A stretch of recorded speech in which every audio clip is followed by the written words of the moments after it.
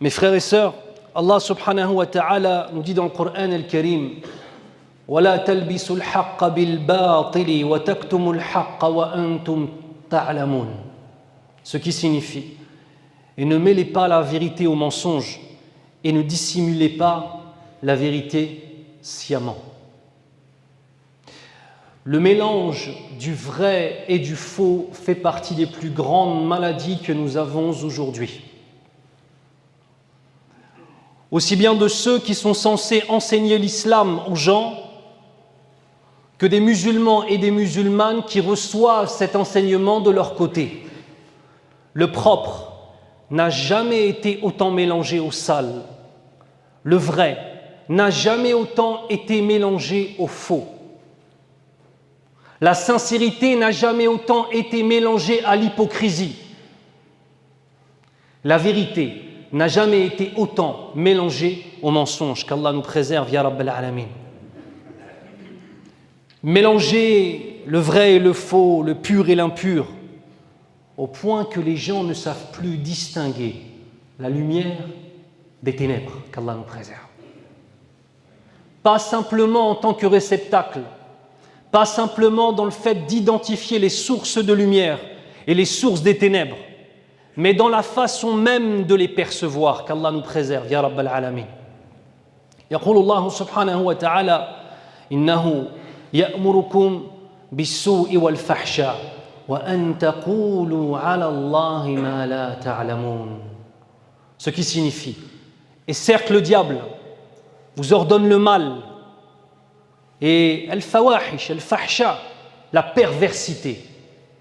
Et pire que tout cela, pire que tous ces éléments, وأن تقولوا على الله ما لا تعلمون.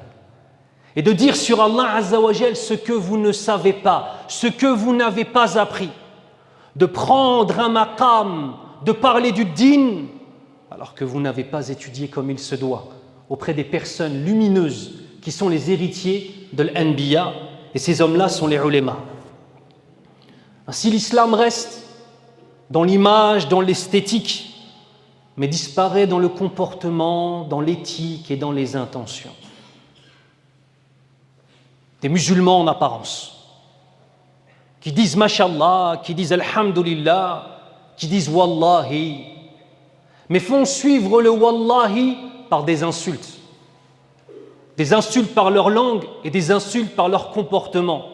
Des gens qui disent La ilaha illallah Muhammadur Rasulullah sallallahu alayhi wa sallam, et dans l'apparence, Hada muslim. Walakinnahu fi dakhil, à l'intérieur de sa personne. Wallahi, la tufarriq baynahu wa bayna al-kafiri billahi azza wa jal. Mais dans sa façon de faire ses choix, dans sa façon de gérer son couple, de gérer l'éducation de ses enfants, dans sa façon de travailler, dans sa façon de parler, wallahi, que tu ne peux pas faire la différence entre lui et un kafir billahi azza wa jal. Allahumma hfadna min dhalik. Comment peut-on en arriver là? Tout un tas de causes. Et on va essayer d'en mentionner une parmi toutes ces causes. La conséquence de ce mélange du bien et du mal, du propre et du sale, et spécifiquement sur les réseaux sociaux, où tu as aussi bien des gens qui un jour te disent Bismillah, Masha'Allah, Yawm al-Eid avec un qamis, et 2 jours après, il est en train de faire les pires choses et en train de conseiller aux gens les pires choses, aussi bien parmi les hommes que parmi les femmes, qu'Allah nous préserve. On déforme par cela les repères du din d'Allah Azza wa Jal. On enlève le rire, la jalousie protectrice qu'on a pour le din d'Allah subhanahu wa ta'ala.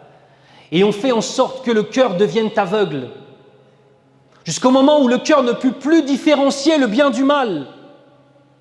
Nous avons des gens qui aujourd'hui disent La ilaha illallah et insultent la sunna du prophète sallallahu alayhi wa sallam. Nous avons des gens qui aujourd'hui disent La ilaha illallah, voient ce qui se passe dans le monde entier, en Palestine, au Soudan, dans certaines parties du Congo et dans plein d'endroits. Et dans leur kalem, tu vois, c'est presque bien fait pour eux. Et nous avons des sectes qui spécifiquement, durant le massacre et le génocide des Palestiniens ont pris la parole et ont montré la fausseté de leur credo, la fausseté de leur aqida. Là où le monde musulman appelait à les aider, là où le monde musulman entier, peu importe les courants, était dans la défense des Palestiniens, nous avons des gens avec l'apparence de l'islam, des belles barbes, des hadiths à sortir, des versets coraniques à donner, mais qui ont fait des alliances avec les ennemis d'Allah Azza wa Jal et ont incité les musulmans à les laisser tous mourir, qu'Allah nous préserve. Le nifaq, l'hypocrisie dans les cœurs, n'est pas simplement chez Ammatun Nas, chez la majorité des gens. Certaines personnes qui mettent les vêtements du ilm ont trahi la communauté musulmane. Et malheureusement, ce n'est pas nouveau. Le croyant sincère veille à la pureté de sa foi. Et il veille à fuir tout ce qui peut la salir. Parce que si on a dans nos connaissances aussi bien des gens dans le propre que des gens dans le sale, arrivé à un moment, on ne sait plus faire la différence entre les deux. Imanuk kathawbil abyad an-naqi. Ta foi, c'est comme un beau qamis blanc, lumineux, masha'Allah, propre, beau. Comment peux-tu aller faire de la mécanique avec ça, frère? Si tu te mélanges au sale, le sale va avoir un impact sur toi. Tu ne peux pas rester propre en fréquentant le sale. Tu ne peux pas rester droit en fréquentant des gens qui boivent de l'alcool. Tu ne peux pas rester droit. Tu ne peux pas rester droit en fréquentant des gens qui fument le bédo, ya akhil karim. Tu ne peux pas rester droit avec des gens qui du matin au soir, dès qu'ils sortent de la mosquée, racontent les fawahish, les perversités qu'ils font avec les femmes, et non sur leur langue que des histoires de violence. Tu ne peux pas rester droit. Il y a la da'wa du haqq, la da'wa du vrai. Il y a la da'wa du batil. Tu ne peux pas être dans les deux à la fois. Wala shakka fi hadha. Ainsi, on arrive à voir ce qui est sacré en islam devenir quelque chose de sans valeur. Un Coran qui est devenu un livre parmi les autres livres. Le modèle du prophète sallallahu alayhi wa sallam, où il est devenu un homme parmi les hommes. Ou la science des ulémas. Et je ne parle pas des personnes des ulémas, parce que ce sont des musulmans comme tout le monde, mais leur science fait qu'ils transcendent cet état de simple homme par la lumière de la connaissance qui est dans leur cœur. Même les ulémas ne sont plus respectés. Des sufaha al-qawm qui parlent sur des savants de la sunna du prophète sallallahu alayhi wa sallam. Qu'Allah nous préserve, ya Rabbal Alamin. Et quand le sacré disparaît, eh bien le cœur il appelle au sacré dans tous les cas. Alors on va remplacer le sacré par des choses sales. Les gens ont remplacé le Coran, l'attachement qu'on est censé avoir pour le Coran. Wallahi que les gens ils l'ont pour leur téléphone portable. C'est vrai ou c'est faux? Toujours sur la main. La médisance est devenue le remplaçant du zikr d'Allah Azza wa Jal, de mentionner notre Seigneur et d'appeler les gens au vrai par kalamul haqq et par la parole qui est layyina, qui est belle et mardiya indallahi Azza wa Jal, aimée d'Allah subhanahu wa ta'ala. Les maisons et les voitures deviennent plus sacrées dans le regard, dans les paroles et dans les actes des gens que le Coran qui est la parole d'Allah Azza wa Jal. Que Mohammed sallallahu alayhi wa sallam qui est la concrétisation humaine de tous les principes coraniques. Rasulullah sallallahu alayhi wa sallam. Les gens regardent des footballeurs, les gens regardent des rappeurs. Wa illa man rahimahullah. Sauf ceux à qui Allah a fait miséricorde. Ce sont des drogués, des alcooliques. Les rappeurs que vous écoutez, des drogués, des alcooliques, des gens qui ne savent rien faire de leur vie. Des gens qui, si ce n'est dans le fait d'ordonner le mal et d'interdire le bien, n'ont aucun impact dans la vie des gens dans le bien. Qu'Allah nous préserve, ya Rabbal Alamin. On prend ces gens-là comme des modèles et on laisse Rasulullah sallallahu alayhi wa sallam.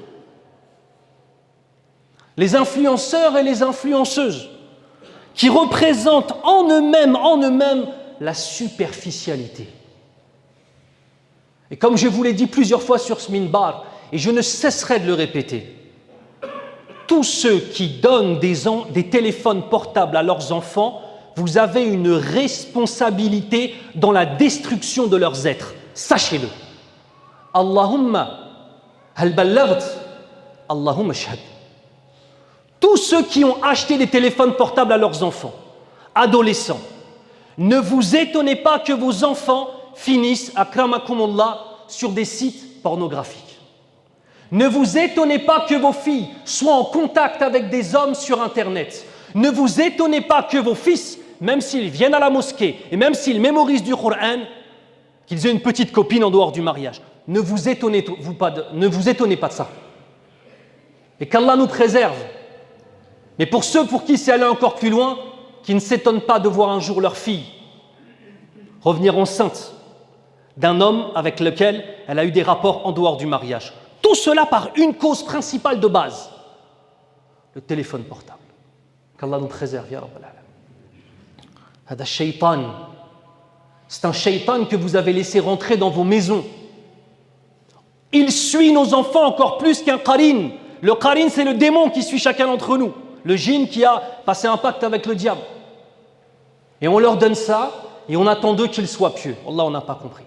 Et dans ce téléphone portable, ils ont accès à des modèles qui sont des modèles des ténèbres. Et ils ne cessent de voir des modèles qui les appellent Ya'murukum bis-su' wal-fahsha wa an taqulu 'ala Allahi ma la ta'lamun. Ils ne voient que des modèles qui les appellent au mal, au fasad, à la perversité, à la superficialité, et ils voient ça du matin au soir. Et on pense qu'ensuite ils vont nous écouter. Non, on a fait fausse route. Illa min rahimahullah. Ainsi l'honorable devient méprisé et le méprisable devient honoré. Le menteur, la menteuse est considérée comme une véridique et le véridique est considéré comme un menteur. Qu'Allah nous préserve, ya Rabbal Alamin. يقول الله سبحانه وتعالى ذلك ومن يعظم حرمات الله فهو خير له عند ربه وكذلك يقول الله سبحانه وتعالى ومن يعظم شعائر الله فإنها من تقوى القلوب. Allah Azza wa Jal nous dit dans le sens du verset, celui qui voue un profond respect aux choses sacrées d'Allah Azza wa Jal, cela est meilleur pour lui auprès de son Seigneur. De même, Allah Azza wa Jal nous dit dans le sens, et quiconque magnifie, verbe magnifier, les rites, sha'air Allah, fa'innaha min taqwa al-qulub. Ceci provient de la piété des cœurs.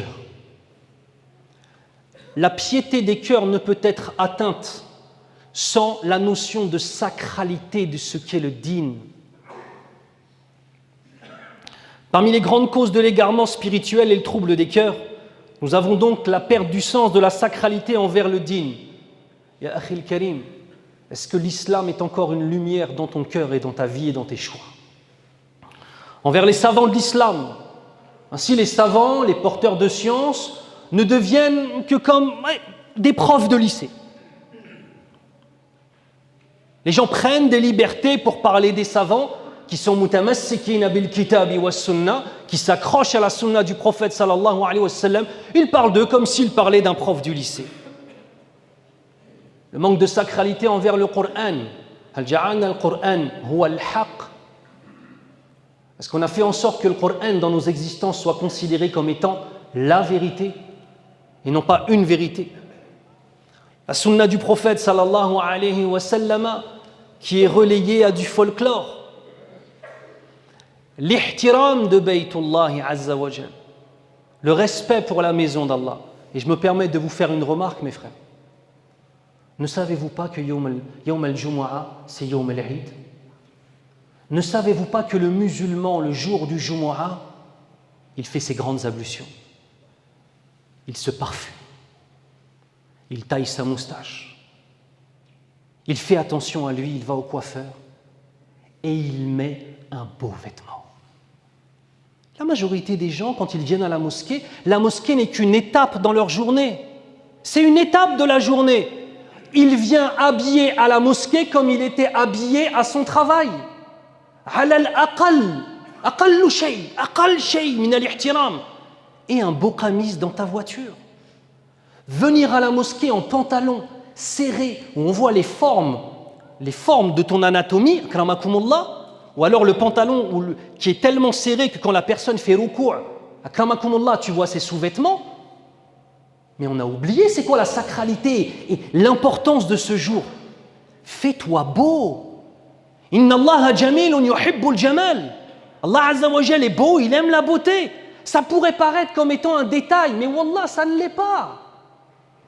Prendre un vêtement spécifique pour Yawm al-Jumu'ah, que tu as repassé, ou que ton épouse a repassé, gars, avec un parfum, avec quelque chose où tu sens que je vais à la rencontre de mon Seigneur d'une façon qui s'y a à sa perfection. Mais non, les gens viennent à la mosquée, ils étaient au travail avant, ils viennent à la mosquée habillés pareil. Des fois avec des odeurs, Allahul Musta'an. Il faut un petit peu, c'est un jour spécifique. Et cet endroit, on l'appelle Baytullahi Azza wa Jal. Ce n'est pas un endroit comme les autres. Demain, si un non-musulman important dans la société t'accueillait, tu vas te mettre dans ta plus belle tenue. عندك لقاء مع الله عز وجل. Tu as une rencontre avec Allah Azza wa Jal à ce jour-là. On fait les grandes ablutions, spécifiquement pour le Jumu'ah. On s'habille, on se parfume, on se fait beau, on coiffe sa barbe. Ça pourrait paraître comme étant des détails, mais la finalité, c'est que ça n'en est pas. Qu'Allah nous préserve. La sacralité commence dans le cœur. La sacralité commence dans l'éducation des cœurs. Et cette sacralité va devenir apparente sur la langue. Puis cette sacralité qui sera apparente sur la langue va devenir apparente dans le comportement. Ainsi, la lumière que l'on a compris finit par avoir un impact sur la façon dont on parle, la façon dont on agit et notre façon d'être. Qu'Allah nous accorde, ya Rabbal Alamin, le meilleur. Barakallahu li wa lakum fil Qur'an al-Karim wa nafa'ani Allah wa iyyakum bima fihi min al-ayati wa dhikri al-hakim. Aqulu qawli hadha wa astaghfirullah li wa lakum wa huwa al-ghafurur rahim. Mais la confusion entre la vérité et le faux peut trouver, bien évidemment, alhamdulillah, des remèdes, un ilaj. Parmi les plus grands remèdes, la sincérité envers Allah Azza wa Jal qui est un combat de chaque instant. Parmi les plus grands remèdes, le fait de réaccorder la sacralité aux bonnes choses, à la place de sa voiture, à la place de sa maison, à la place de son argent, à la place de sa propre image, remettre la sacralité dans le Coran al-Karim. Le prendre comme guide de nos existences. Comme yaqulullah, hudan lil muttaqin. Comme étant une guidée pour les pieux. Allahumma ja'alna minal muttaqin ya rabbal alamin. Qu'Allah fasse de nous des hommes et des femmes qui sont pieux.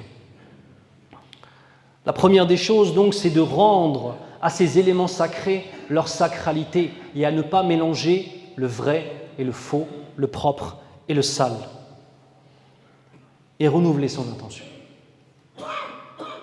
L'islam, ce n'est pas un objet qu'on a acheté et qui nous appartient jusqu'à la fin de nos vies. Allah Azza wa Jal peut nous le reprendre. Savez-vous qu'il y a des peuples entiers qui, durant certaines périodes de leur existence, ont été musulmans, puis Allah Azza wa Jal les a rejetés.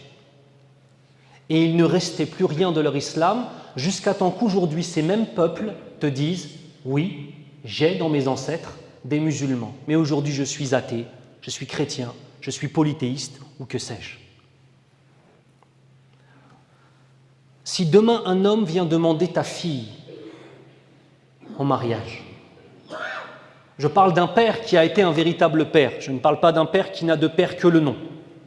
Je parle d'un père qui a été un véritable père, al-bint al-sharifa, celui qui a éduqué sa fille dans le respect du digne, dans le respect de son mari, qui lui a donné à la fois autorité et amour, qui a réussi à faire cette alchimie, qui a pris soin d'elle, qui a fait d'elle un diamant, tabarakallah.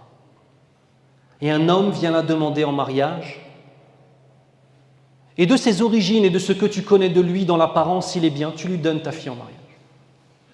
Puis il s'avère que ta fille, qu'Allah nous préserve, il la maltraite, il l'insulte, il la trompe, qu'Allah nous préserve. Tout ce que tu avais vu de lui au début n'était que spectacle et théâtre. Et la finalité, c'est que cette jeune fille est tombée avec un diable.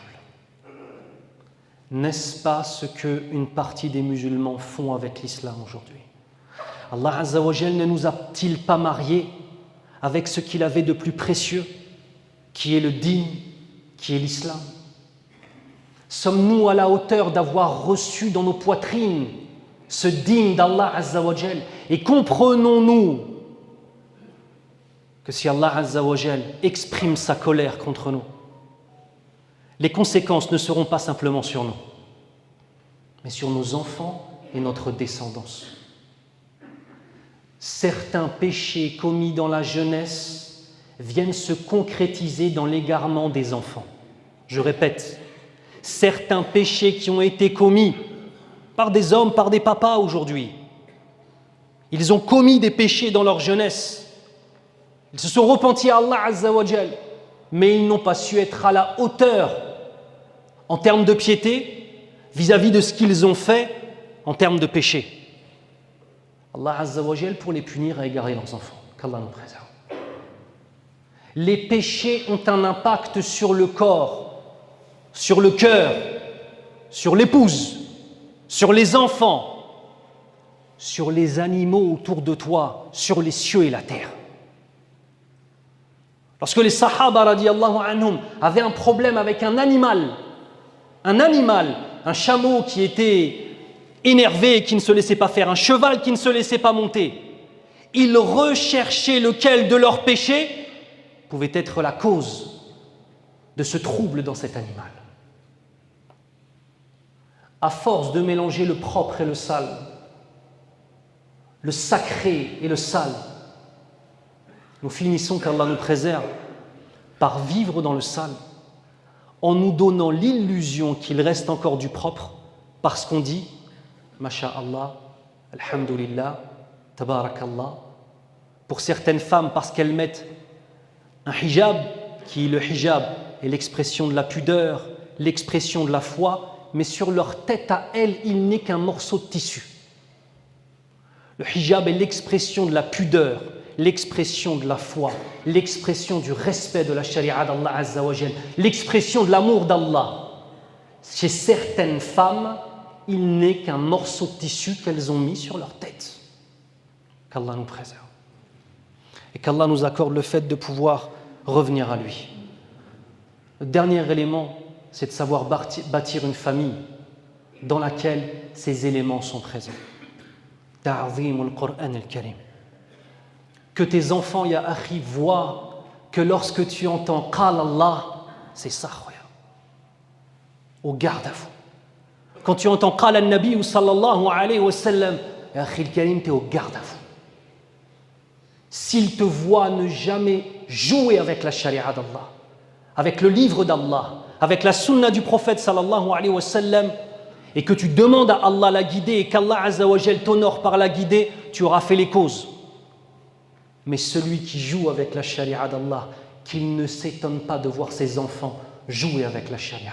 Celui qui porte une part d'hypocrisie dans son cœur, qu'il ne s'étonne pas de voir une part d'hypocrisie dans le cœur de ses enfants. Celui qui s'est marié dans le haram, qu'il ne s'étonne pas de voir ses enfants mariés dans le haram. Et à tous les jeunes qui ne sont pas encore mariés, sachez une chose. Très souvent, Allah Azza wa Jal punit le père par le biais de ses enfants. Et celui qui est avec une fille en dehors du mariage, qu'il s'attende plus tard, même quand il aura fait tauba, qu'il s'attende plus tard à voir ses propres filles, à avoir des relations en dehors du mariage. Qu'Allah nous préserve, ya Rabbal Alamin. La responsabilité est immense sur nos épaules. Et qu'Allah nous accorde le fait d'être de véritables pères et de montrer à nos enfants ce qu'est le sacré du dîn d'Allah Azza wa Jal.